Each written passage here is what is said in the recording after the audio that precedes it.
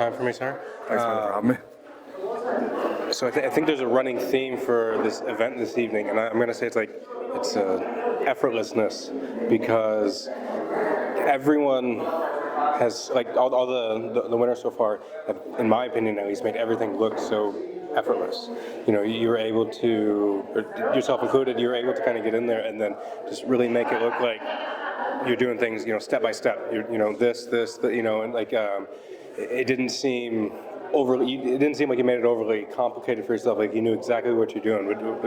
How do you feel your fight went? I definitely wouldn't say it was effortless, but like, thanks, because look, good jiu-jitsu should seem simple. Absolutely. But like, Dylan was a tough lad. Like, I was surprised some of his reactions. He definitely, like, he's very conscious of giving me the back. There was a lot of things I really wanted to, like, try and exploit tonight that he shut down really quickly with decent movement. And look, I'm a lot more experienced than him. I didn't feel like the matchup was fair to him, to be honest. But look, I'd rather compete than not compete. Like, so I was delighted, and fair folks to him for taking it. It's a really good attitude on his part. Like, but I definitely, like, I felt there was resistance in a lot of places, but I just took the path of least resistance all the time, you know. Yeah. So like, that's probably what you're talking like, as in. Yeah, that's not open, go to what is. Yeah, absolutely. And certainly not that, like I said, that it was easy for you, but like I said, you made it look easy. Thanks. And like I said, everyone tonight so far that I've been able to witness, like, they all make it look so easy. And you know, like you said, yeah, that's kind of the when jiu-jitsu wise, that's a good thing. You know, it really definitely it shows that you kind of have your technique down, and that you know what you're doing. So again, congratulations on that. So I guess one question I have for you is, like, is there, like, obviously, like you compete at, you know, some of the highest levels here.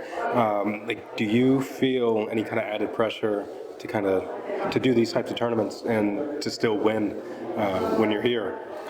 Yeah, but I think that pressure is a good thing, because you feel like you've earned that. It's like people fucking expect you to go up and smash guy. Like, I medaled at ADCC, so like that's fucking. I think, look, it's a good indication of, like, I'm serious enough about being a fucking damn good grappler on top of being a damn good MMA fighter. But like, in my eyes, this is like a much more. This doesn't define me, so it's just a bit of crack. Okay. If you know what I mean? Yeah. And like, it's much more just like a hobby on the side of my actual career. So it seems a lot more just about, like, enjoying, trying, like, moving around, having a bit of, like, go for that, yeah. And like, to be honest, I feel like, given that Dylan was fucking decent enough at shutting shit down tonight, like, obviously my level just wasn't enough to, like, create opportunities there, which is something I want to work on a lot. But like, it was like, I would have preferred to, like, move a lot more and, like, exploit shit, and, like, go for a few arm bars and do a few little things. And like, some of it was just, I knew that his position and his awareness was like, he'll exploit this if I'm there, and I don't feel like I have enough pressure to keep him where I want to.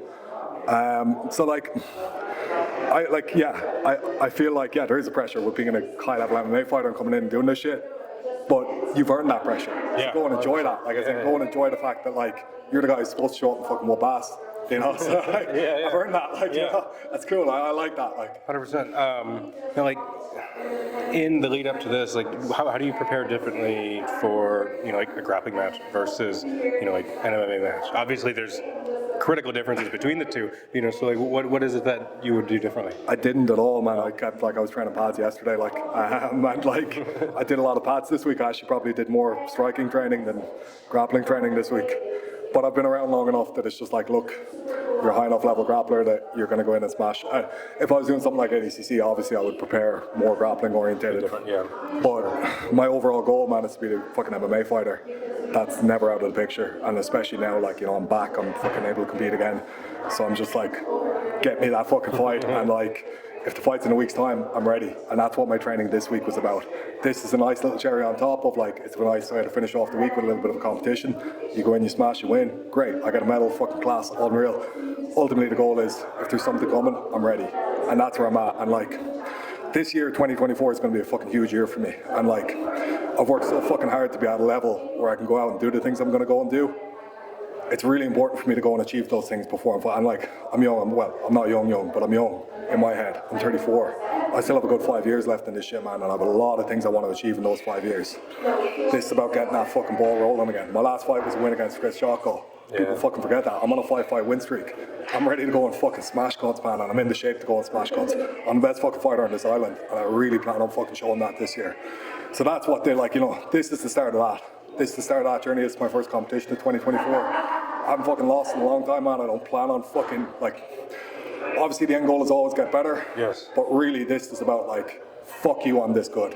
That's what this year is like. Well, to be honest, the performance you had down there definitely kind of showed that. Cheers. Thank you, man. Like I said, I enjoyed watching it. It was definitely it was nice. I appreciate that. Your usual corner man would generally be John, obviously. Yeah. So he's away in the States at the moment. How important is it to kind of have someone that you trust and that you kind of have a connection with as your corner? Doing an event like this or an MMA match or anything. I'll be honest though, throughout my career, I've had so many different guys in my corner and all good fucking corners. I have Richie Kwan for a lot of my fights in South Africa. Now I've had Kieran Davern a hell of a lot over the years as well. Kieran cornered me in Bulgaria and a lot of other places. Obviously, John's been a consistent staple. But Neri's cornered me in Cardiff. He's cornered me for a lot of my grappling tournaments. Neri's probably the coach I work with most in SPG right now, and he's fantastic. I fucking love the way Neri's trains shit, man. I love training with him. It's a systematic way of here, understand this system, understand what his options are in every position. It's very you break things down on a technique by technique level to incorporate it into an overall base of knowledge.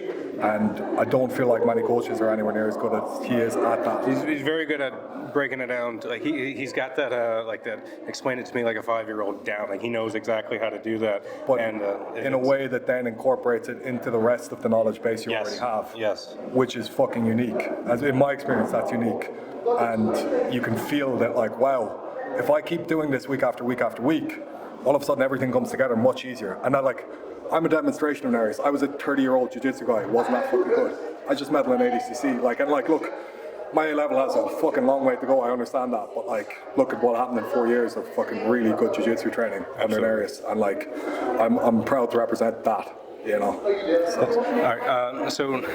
I always like to talk about significance of walkout songs, and I wasn't expecting that, but I really enjoyed the Darth Vader there. Does that have kind of a? I'm the specific, bad guy. Yeah, I'm the bad motherfucker, man. You like playing that character, or? Yeah. No, it's just this has been the reality of what my career has become now. Okay. As in I was trying to achieve something really positive through martial arts for such a long time. That's kind of all gone to shit. I'm the bad guy. Fucking embrace it, and I'm fucking not look. I have my own journey. Everybody in this fucking life has gone through their own shit, experienced their own personal tragedy.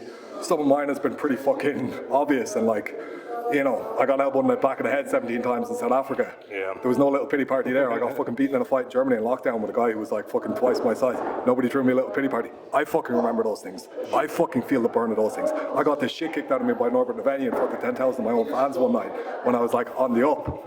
All of that's in my fucking soul. Yeah. Yeah, it's gone bad. I've gone bad. This shit's fucking happening now, and I'm gonna fucking murder people because of it.